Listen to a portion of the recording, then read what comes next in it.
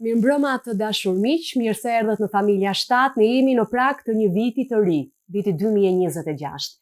E ndërsa lëm pas një tjetër vit, ndoshta zemra jote po kërkon një përgjigje. A ka shpresë për një fillim të ri? A është vërtet e mundur të fillosh nga e para? Në studio me mua për një mbrëmje të gëzueshme dhe për disa inkurajime me vlerë janë pastor Arjan Larashi dhe bashkëshortja e tij Mimoza Larashi.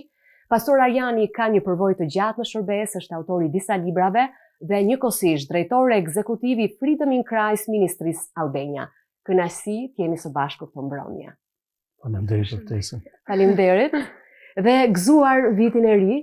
Uroj një vit bekuar për ju, pastor. Faleminderit. Mimoza, Faleminderit. Për ju dhe vajzat tuaja. Tani ju e lat Korçën për Tiranën, të paktën për një ditë, se ne shpesh e lëm Tiranën për Korçën.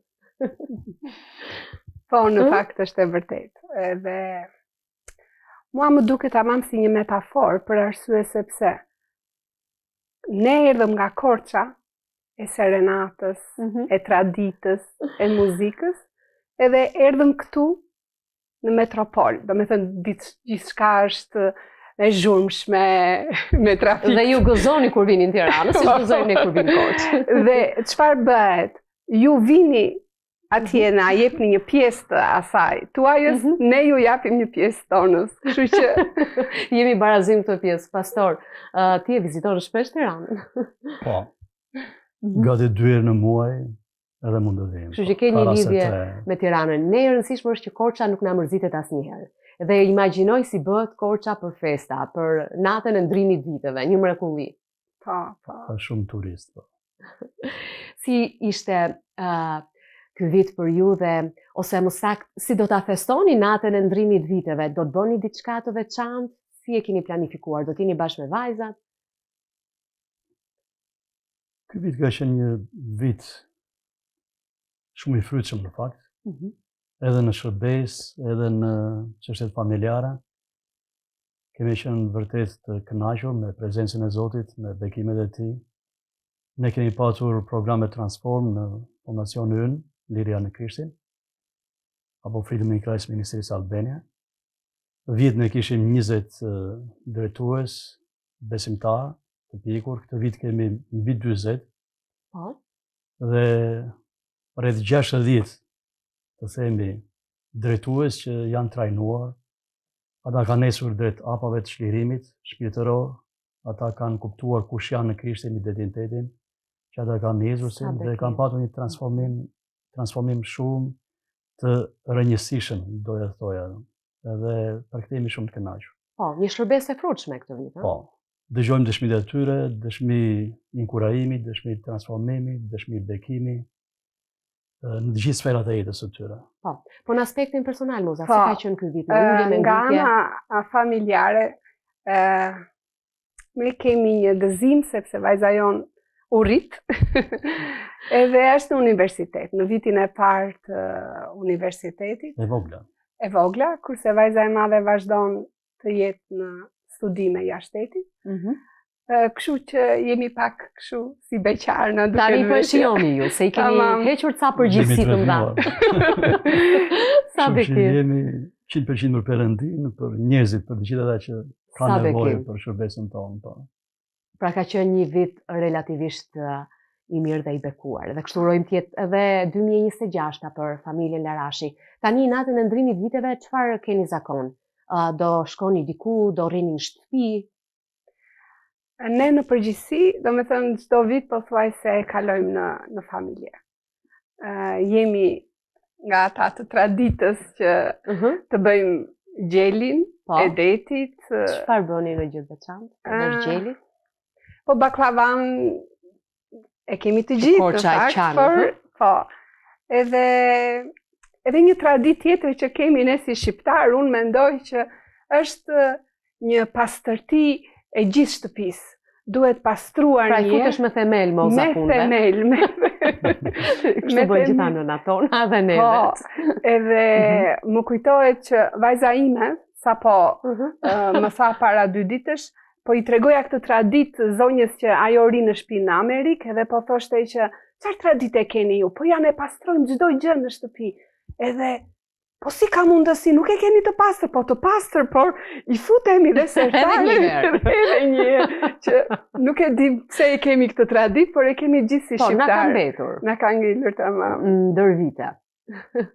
Në fakt, ne në fund të vitit, si familje kemi një kohë frymërore, shpirtërore, që rrim dhe meditojmë mbi atë që çfarë ka bërë Perëndia. Bashkë. Ne falenderojmë bashkë. Falenderojmë Perëndin për çfarë ka bërë dhe kujtojmë gjithçka. Si gur kilometrik me fjalë për të gjithë vitin. Edhe në fillim të vitit ne kemi një takim të veçantë si familje, që mos do të flas pak më tepër për atë takim të veçantë. Më pas, por fundi i vitit dhe fillimi i vitit janë më tepër për ne kohë dhe ditë që fokusohemi në anën frymërore. Si jemi ne në marrëdhënie me Perëndin? Çfarë duhet që ne të kalojmë të heqim tutje nëse kemi gjëra të papërshtyera që kemi marrë për gjatë gjithë këtij viti dhe që ka nevojë të rrëfejmë tek Perëndia në mënyrë që të nisim vërtet një vit të ri me një marrëdhënie më të fortë me Perëndin. Më të shenjtëruar, domethënë më të transformuar. Sa bekim. Është si thua si një gur kilometrik që ne e kuptojmë që po i afrohemi Perëndisë më tepër, e kuptojmë që ne si familje jemi përdorur prej tij dhe çfarë kemi patur të mira, çfarë kemi patur të këqija, cilat duhet ndryshojmë, në cilin drejtim Perëndia na fton. Është gjë e mirë, bësh një analizë të tillë vitin e ri. Po. Me familjen. Sigurisht, dhe edhe ana fizike është e rëndësishme. Viti i ri gjithmonë është vetëm një festë familjare dhe tradicionale dhe më tepër ne tani i fokusohemi Krishtlindjes, dikur më para i fokusoheshim vitit të ri, tani si familje i fokusohemi më tepër Krishtlindjes. Por që viti i ri ka mbetur kalimi nga një vit në një vit tjetër, çfarë duhet bëjmë për vitin e ri, çfarë duhet lëmë pas. E me që jemi këtu, pastor, me që viti i ri po afron, çfarë do thot fillimi i ri sipas perspektivës biblike? Unë besoj që Perëndia ka fillime pas fillimesh. Dhe besoj që jeta jonë gjithmonë është një startim, është një fillim. Domethënë Perëndia punon me sezone dhe në jetën e besimtarit ka sezone frymërore të tilla, të cilat përfundojnë dhe ai nis një fillim të ri. Mbaj mend që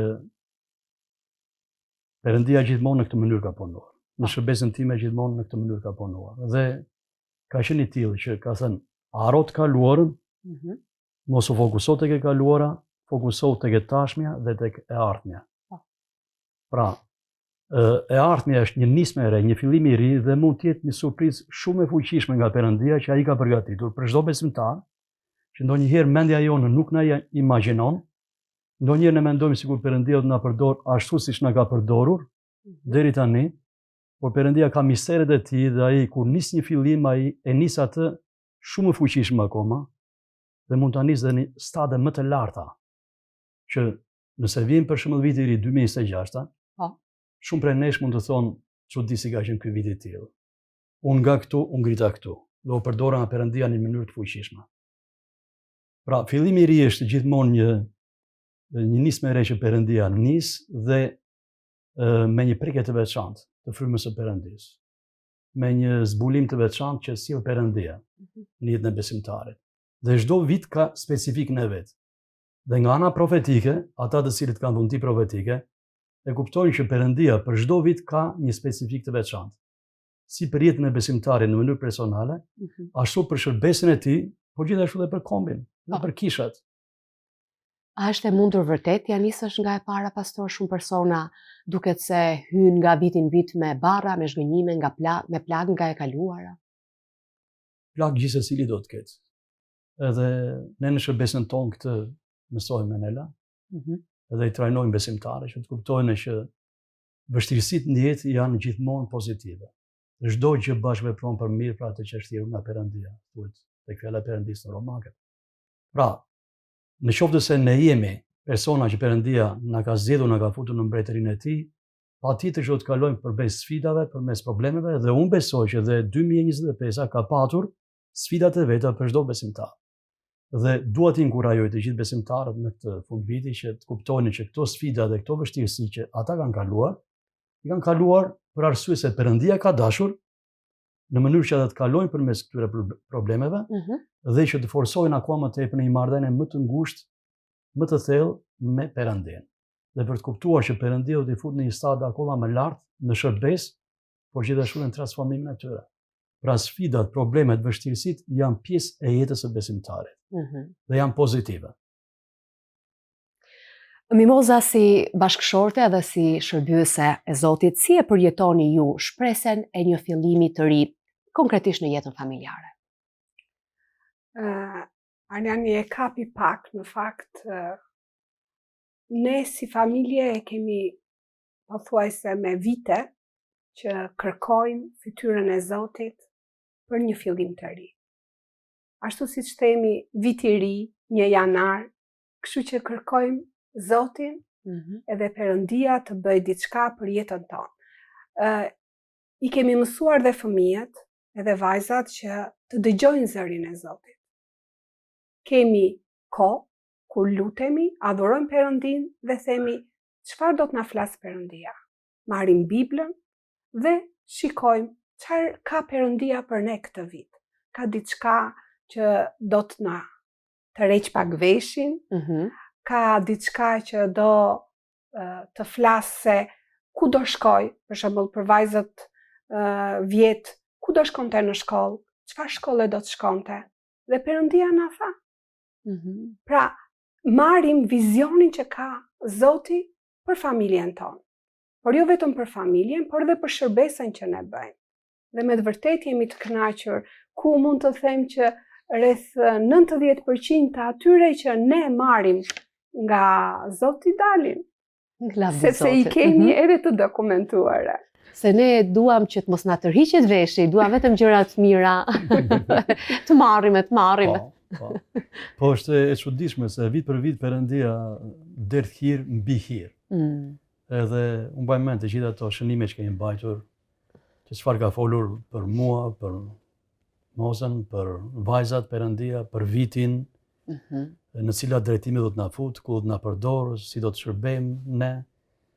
Si tha Moza, mbi 95 mund të them %, kanë dalë ato që Perëndia ka folur dhe ne vendosim disa piketa si familje. Pra do të fokusohemi këtu në ato plane që Perëndia ka.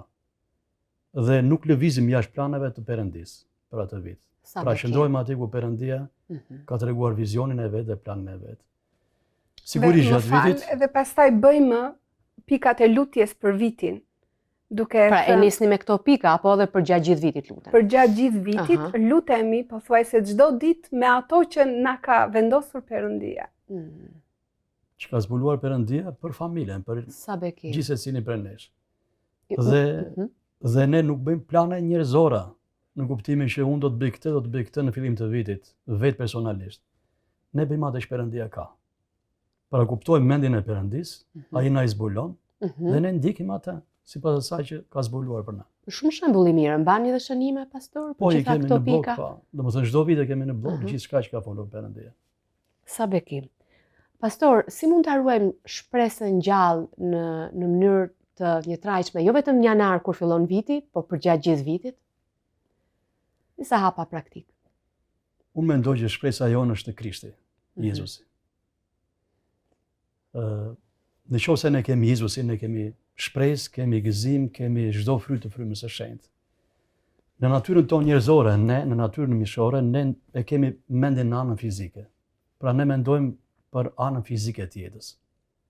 Do të kem shëndet, do të kem financa, do të kem një fat të mirë apo. Dhe gjithmonë e lidhim Perëndin në këtë drejtim, si fillim. Pra në anën njerëzore po flasim, që ai të sill bekime sa më tepër dhe shpresa që sill Jezusi është shumë e fuqishme se kaq. Ajo që solli ai me prezencën e tij këtu në këtë planet është premtimi i një krijimi të ri. Krijimi i vjetër do të zhduket, do të vijë krijimi i ri. Dhe ne që besojmë tek ai jemi pjesë e këtij krijimi të ri.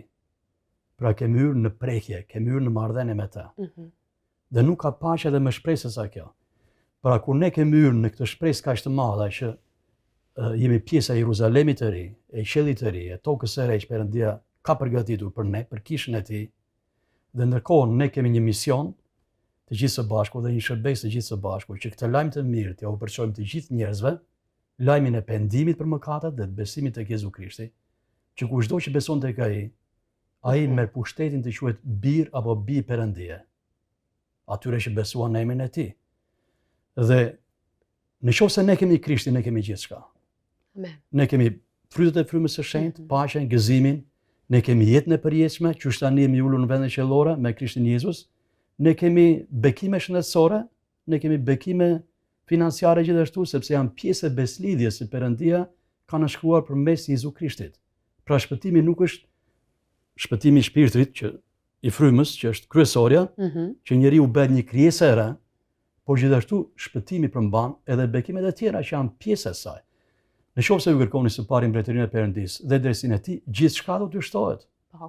Thot fjala e Perëndisë. Pra, kjo është shpresa që ne kemi. Janë premtime që janë. Janë premtime. Ne nuk duhet të shqetësohemi për shëndet, për financa, sepse ne jemi të shëruar përmes dhuratave të Jezusit. Thot fjala e Perëndisë. Edhe nëse vuajmë sepse jemi të bekuar prej tij. Dhe ai ka një shpresë, ka një dritë që ka përgatitur, sepse ai thotë unë nuk kam planet së keqes për ju, por kam planet të një të ardhme dhe plot shpresë për ju, tek Jeremia. Pra, fjala e Perëndisë është fantastike për inkurajim, për ngushëllim, për forcë, për shpresë, dhe sa më tepër vitet kalojnë, aq më tepër viti i ardhes Jezu Krishtit afrohet. Dhe ka më shpresë se kjo për kishën, për ata që besojnë tek Jezusi. Dhe jemi më afër. Jemi më afër ardhjes së tij. Prandaj mënyra se si qëndrojmë pastor është shumë e rëndësishme në këtë kohë. Po. Mënyra se si qëndrojmë është hetimi vetvetes. Më heto Perëndi. Një mendimet e mia. Dhe në qoftë se lejojmë frymën e shenjtë që ty të depërtojnë ne dhe të na hetojë, të na bëjë një skaner frymëror. Siç thash unë që në fund të vitit ne kalojmë në këtë lloj skaneri të tillë, si familje. Po të lejojmë Perëndin të na bëjë një lloj skaneri të tillë. S'po flas vetëm në një ditë apo në një porta kemi të përditshme këtë. Sepse ai po kthehet. Dhe po kthehet, po a jemi në pozicion në dur, frymërisht dhe shpirtërisht? A jemi në shërbesën e dur? A jemi në thirrjen e dur që Perëndia kërkon për na? A jemi në pozicionin shpirtëror të dur? A jemi penduar për mëkatet tona? A kemi falur të tjerët? A i duam vëllezërit tanë dhe motrat tona, si vetveten? A shikojmë interesin e tjetrit më tepër, apo shikojmë interesin ton? Pra, kur ne bëjmë skaner të tilla, atëherë ne lejojmë frymën që vërtet të punojnë në ne dhe ta presim vërtet me kënaqësi ardhjen e tij, edhe me gëzim. Lavdi Zotit, shumë bekime, ndërsa ai duke folur ti më kujtohet ajo pjesë tek Bibla që thotë hetoje veten a je në besim. Nëse ne kemi gjithë të frute që thua pastor, kjo është shenjë që jemi në besim apo jo? Po. Shenja që jemi në besim është rrëfimi i mëkateve, pendimi, edhe besimi tek ai. Ai që rrëfen mëkatet pendohet, ai patjetër është i shpëtuar. Sepse ai ka frikën e shenjtë. Në Ezekieli i thua që më të fut frikën tek ju. Edhe është frikë e shenjtë. Frika e besimtarit për t'u larguar mëkatit dhe për t'u afruar më tepër me Perëndin. Dhe ky është një mesazh me shumë vlerë pastore, ndërsa ai duke folur më kujtohet një pjesë të librave tuaja, që në fakt të gjitha këto janë përfshirë aty. Duke qenë se kemi pasur mundësinë për t'i publikuar edhe të kemi pasur në studio. Vërtet shumë bekim. Ndërkohë unë do doja që të më thoni pak për çfarë jeni falendërues për vitin që po lëm pas. Moza?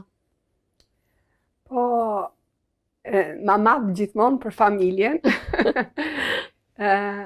Jam falendërues shumë për vëllezërit dhe motrat që Perëndia i ka sjell këtë vit në jetën tonë, sidomos në shërbesën që ne kemi. Ariani sapo e kapi pak që janë rreth 41 veta, që ne nuk e di, i duam shumë, kalojmë kohë, pothuajse çdo javë së bashku, ndajmë mësime, dhe unë të them të drejtën kam mësuar shumë nga ata, janë njerëz me të vërtet të mrekullueshëm. Edhe i dua shumë, i përshëndes, janë me të vërtet shumë të mirë. Jam mirënjohëse edhe për shëndetin, që Zoti na ka dhuruar, jam mirënjohëse për kishën e tij, për të gjithë ata që na mbështetin, por edhe na përkrahin, ndoshta ndonjëherë edhe na mërzitin, por jemi mirënjohës Perëndis. Lavdi Zotit. Kjo është jeta reale, kalojmë edhe përmes këtyre. Besoj pastore dhe ti, njëjtat falënderime, ju bashkjeni. Po, falenderojmë Zotin, po që i ka bekuar dhe vajzat, ju ka për mundësi shkollimi, edhe dia është vërtet një bekim nga Perëndia. Sigurisht ne këshillojmë vajzat që më tepër të fokusohen tek marrëdhënia me Zotin, me Jezusin, sepse ajo është dia më e madhe. Ku ne marrim diturinë e tij, fjalën e tij atëherë, gjithë dia toksore pasaj hapet, edhe pasaj do të jenë edhe një bekim për komunitetin dhe për njerëzimin aty ku ato do të punojnë në të ardhmen. Lavdi Zotit. Por a keni edhe ndonjë mesazh ndoshta specifik, një inkurajim biblik për ata njerëz që thonë 2025 nuk ka qenë dhe aq vit i mirë, me të thënë drejtën. Unë në fakt tani më erdhi në mendje do t'rregoj një histori të shkurtër. Një djalë i vogël në një fshat ishte duke parë një yll lart në qiell, edhe po thoshte, po ky do jetë simboli i shpresës sonë, sepse ishte në 1 janar. Edhe të gjithë ne në fshat ta kemi këtë yll si shpresë. Dakord, të tërë e morëm për bazë këtë gjë të djalit të vogël. Ditët kalonin, fshatarët e tjerë i kapi halli, problemi, shqetësimi dhe nuk e ngrinin kokën lart për të parë yllin që shkëlqente. Vetëm djali i vogël e ngrinte kokën, edhe kur ishte i mërzitur, e shikonte yllin, edhe dukeshe sikur ai thoshte jepi forca. Kur ishte i gëzuar, edhe ylli gëzoheshe me të dhe shkëlqente aq bukur. Ndërkohë, fshatarët, kur erdhi viti, si të thuash rrumbullak, erdhi në dhjetor, edhe po ne kemi qenë të lodhur, nuk e kemi parë yllin. Pse atje pas ka qenë, kur ngritën kokën lart. Shpresa, gëzimi është atje lart. Djali i vogël e kishte parë për ditë, kurse ata jo. Kështu që është edhe me ne të gjithë, kur nuk e shikojmë Jezusin, kur nuk shikojmë tek ai, shpresën tek ai, nuk do ndrit për ne asgjë. Edhe ne do kemi barë, rëndes, që s'mund të ecim dot. Kurse kur shikojmë tek ai, jo, çfarë mrekulli është. Amen. Sy tek Jezusi. Mua më kujtoi momenti Pjetrit, që Jezusi i tha, eci tha, eja, në det, mbi ujë. Dhe filloi të ecte mbi ujë. Po ndërkohë, menjëherë pa dallgët, erën që po forsoi më tepër akoma, u tremb dhe filloi të zhytej. Dhe Jezusi i zgjati dorën dhe e kapi. Megjithëse ishte peshkatar, shumë i mirë. Pra, kjo thotë që, si tha Moza, nëse ne fokusohemi tek të këqijat dhe themi sa keq na ka ndodhur, sa viti mbrapsht e ka qenë ky, 2025, që ma mendja që nuk besoj që besimtarët fokusohen tek kjo. Por nëse ne fokusohemi tek bekimet, tek shpresat, tek Jezusi, dhe syti kemi vetëm tek ai, atëherë gjithçka do të duket errësirë, gjithçka do të duket jo problematike. Pra të gjitha problemet do të kalojnë. Edhe viti tjetër do të vijë me një besim akoma më të madh. Duke u mbështetur tek Jezusi. Shikoni gjërat që janë atje lart dhe kërkojeni ato që janë atje lart dhe jo këtu në tokë. Nëse ne jemi të fokusuar në gjërat hyjnore, qellore, atëherë këto toksore do të jenë kështu, kalimtare. Shtëpia jonë është atje. Shtëpia këtu është kalimtare. Dhe në lidhje me atë mesazhin që më pyete pak më parë në lidhje me librat, që unë mendoj që 2 mesazhe janë kryesore, do të jenë nga librat që kam shkruar, është mesazhi mbi fortesat e komunizmit, dhe do doja që këtë vit besimtarët edhe kisha ta shikonin veten pak më tepër në drejtim të influencës së mentalitetit komuniste në kisha dhe në jetën e tyre personale. Sepse e shikoj që kishat kanë probleme me këto mentalitete, besimtarët kanë probleme me këto, fortesa e errësira. Dhe duket sigur gjithçka ka ikur, sepse komunizmi ka shumë vite që është larguar, por në fakt është atje, është në mendjet tona, nga background-i ynë. Të rinjt mund të thonë, po jo Ariana, ose nuk mundet që të ekzistojë kjo, sepse ne jemi të rinj, ne jemi mësuar me një kulturë tjetër, me një traditë tjetër të re, moderne, por në fakt prindrit e tyre, prindrit kanë influencuar me mendimet e tyre në familjen e tyre. Dhe do s'do, edhe të rinjt në kishat tona kanë mendimet e tilla. Dhe do doja që në këtë vit besimtarët të shikoni vetveten më tepër në drejtim të çlirimit nga fortesat e errësirës për sa i përket atyre mentaliteteve komuniste që kanë ngelur ende në mendjet e besimtarëve dhe që këto influencojnë edhe në familjet tona shqiptare. Dhe që janë, duken sigur janë padukshme, por janë shumë të forta. Dhe një mesazh tjetër është mbi të rinjt. Ne kemi menduar dhe jemi lutur dhe Perëndia na ka folur, në fakt edhe si fondacion, që të mbështesim këtë vit të rinjt, të cilët janë beqar, për të bërë seminare, konferenca me ta, për t'i trajnuar dhe për t'i mësuar në drejtim të asaj se si të gjejnë partnerin e dur në jetën e tyre. Sepse shikojmë që shumë të rinj që janë përpara martesës nuk po kuptojnë se ç'është martesa, nuk po kuptojnë se si duhet të gjejnë partnerin e tyre, cili është ai pastaj. Dhe ka shumë beqar që kanë ngelur në kishat tona. Dhe kanë ngelur beqar në kishat tona pikërisht për shkak të mentaliteteve, fortesave të errësirës. Nuk ka një person për mua, Perëndia nuk mund të gjejë, askush nuk mund të jetë i mirë për mua.